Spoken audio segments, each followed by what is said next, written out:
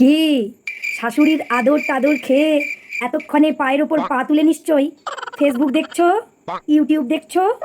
আজকে তো জামাই ষষ্ঠী। আজ শাশুড়িরা জামাইদেরকে 14 পদ রেঁধে খাওয়াবে। কেন জানো এই বীভৎস গরমে জামাই ষষ্ঠীটা হচ্ছে?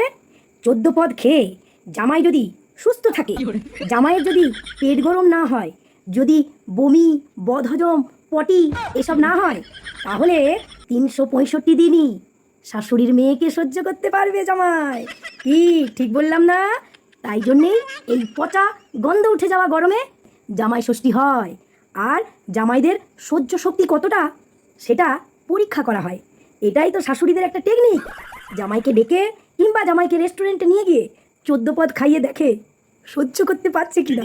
তবেই না তার মেয়েকে সহ্য করতে পারবে 365 দিন। কি ঠিক বললাম না?